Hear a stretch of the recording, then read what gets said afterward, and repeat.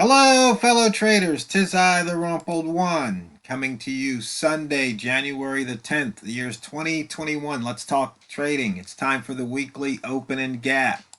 And as you all know, these videos are for educational purposes only. Your results may differ from mine. And as you trade, remember risk management.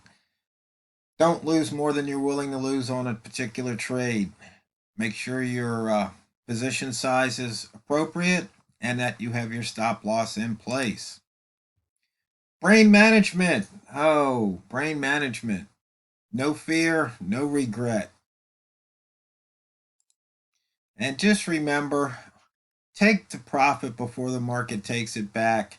Walmart and I, we trade the pound dollar, and it can run up 20 pips, and then it could just come right back down 30. So you have to take that profit before the market takes it back. And as you can see, we've had a gap down on the pound dollar, and the pound dollar is moving down. We're 49 pips off of the open. And you can see there's other pairs that have some gaps too that need to be filled.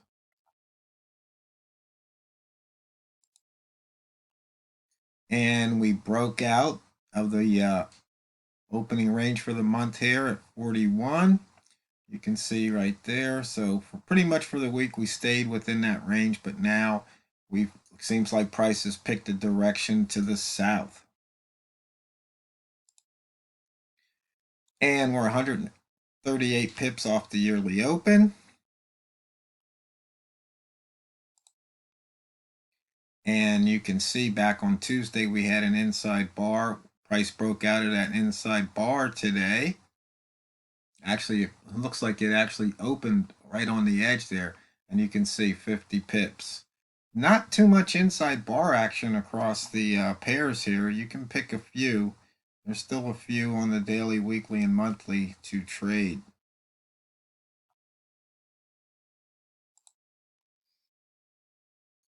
Range, we actually have one pair over 100 pips here, the pound Australian dollar. You can see we're 6 hours into the day. So there has been some movement.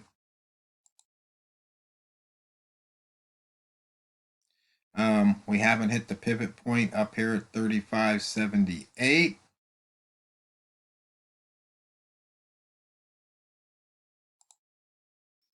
And you can see we do have enough room in the rat zone here.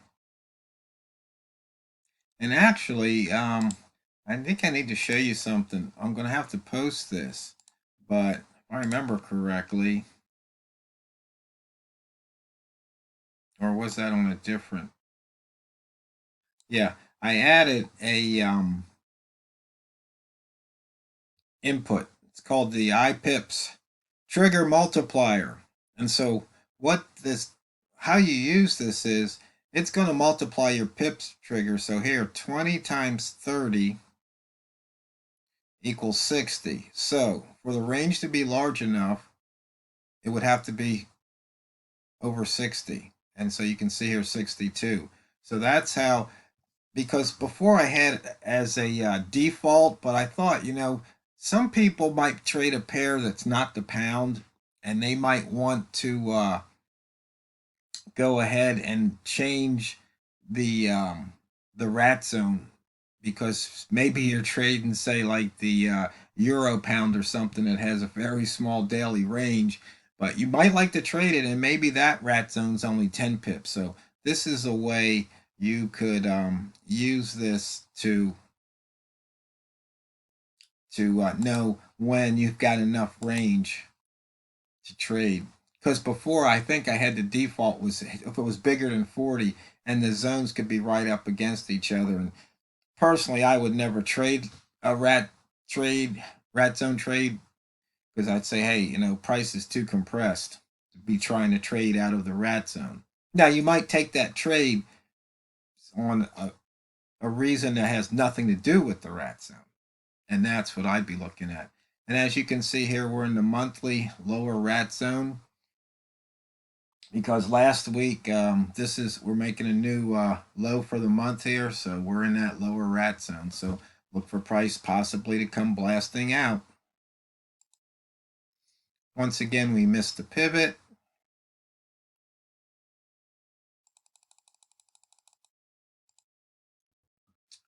And you can see here, we've got this missed pivot from the day, and then we've got one back on December 30th right here.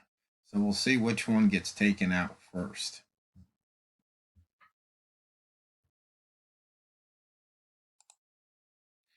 Out of the wick zone, opened inside it, and then came right out of it. So anybody short from 35.37 is paid off.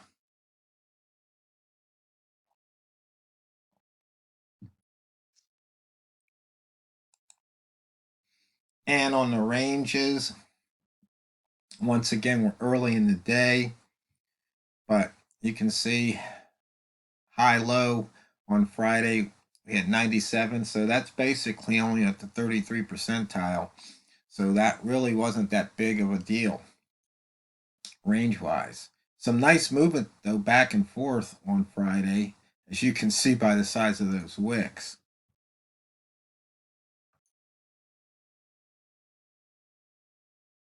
Oh, and just in case you're wondering, this is the TRO 2020 Smart Ranges Indicator. I loaded up a bunch of them. So you can see the different ranges to be calculated. Because if you're doing any type of buy zone or wick zone trading, this is what you want to know, where these percentiles are, because that gives you an idea when to take profit or when not to enter.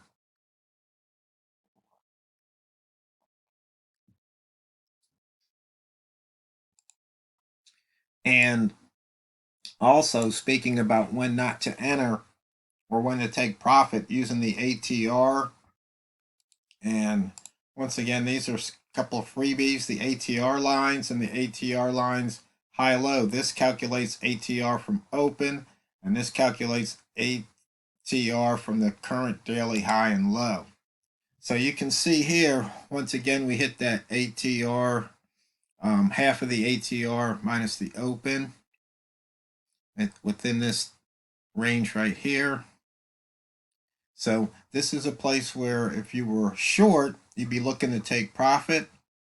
And if you were looking to reverse, you might want to wait for it to at least get to this level.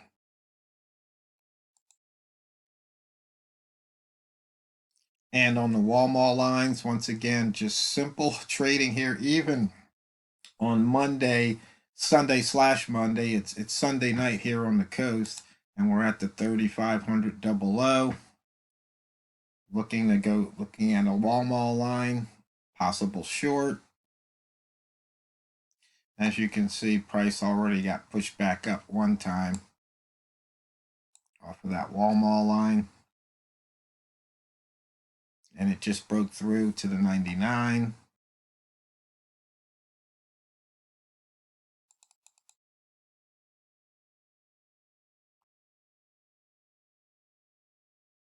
And usually these first couple of hours, these trades here on the Sunday, you get some really wacky spreads.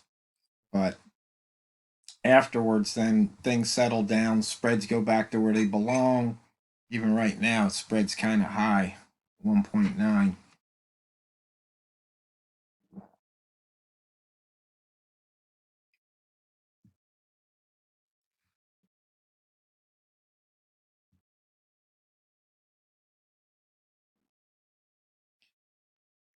And as you can see, prices just pushed back over the line.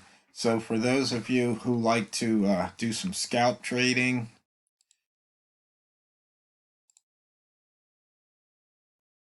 you can see here we had a 3 ball on the 1 minute. It crossed the line. You can almost take 2 pips at the moment. And there you now definitely can take your 2 pips off the table.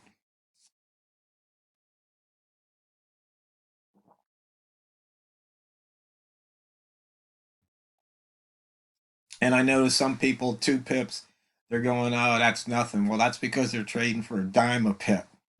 When you trade for $100 a pip, it adds up, and it can add up fast. So I tease Walmart about stacking bricks. You know, every time you make $100 bill, that's another brick because he wants to build a garage. So I tease him about that all the time. I'm trying to remember. I don't know if there was any questions out there floating around. Let me think. I think somebody asked me about a broker, but I emailed them that information. Um, let's see what else. Oh, somebody was asking me about a market strength indicator. You know, I thought I had remembered one from a long time ago. I checked some of my backups and I can't seem to find it. But I'll keep looking to let you know, or if you find it, let me know.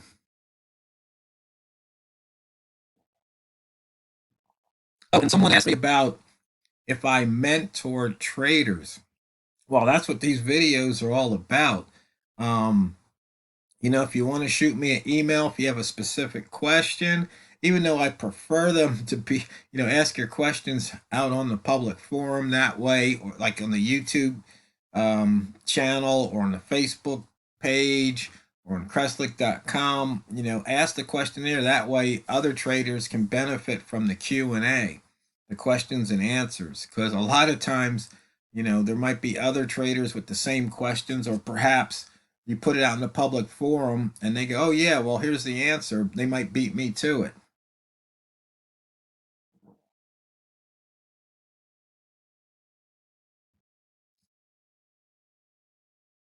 Now, there's one thing I wanted to show traders here, because a lot of times we talk about using the 3-level ZZ indicator here. And there's a lot of different ways to trigger in. But what I like, one of the things I like to look for is I look to the left and I look for a previous wick zone and to see if price actually, is going to clear that wick zone. And then also the previous candle's close. I mean, if price clears it and closes above it, you got a good chance of maybe picking up some pips. Now, once again, some people say, oh, anything below H1 is noise, but that this is the closer you get to the tick, the better to me, because the tick is the only true chart. Everything else is data compression. I mean, an M1 candle is nothing but the last, 1 minute's worth of ticks. And so you can see here, price came down, ran up about 8 pips, came back down 8 pips.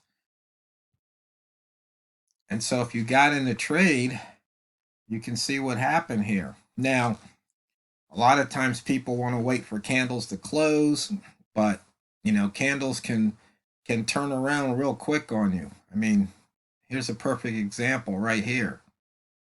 You had a high of 08 and a low of 067, so 8267. That's 1.5 pips. So if you were trading $100 pip, you just gave back $150 right there. And so let's just say you were trading here and you say you saw price go like this, it snapped back and you punched out. Well, me, I go, oh, I just left 4 pips on the table. But the thing about that leaving pips on the table, that's hindsight. Because had price continued down, it'd be like, that's great. So back to the brain management. The main thing is if you have a plan and you execute the plan, no matter the result, you need to be happy, whether it's a win or loss. Along because if your plan is a good plan, and you're basically, as a trader, you want to be like a casino, because if you rig the game so the odds are in your favor, the chances of you walking away with a profit's higher than you walking away with a loss, then just execute your rules, your trading plan. Because remember, fellow traders, it's not what you trade, it's how you trade it. So go out and drain the banks this week. This is a Rumpled One, over and out.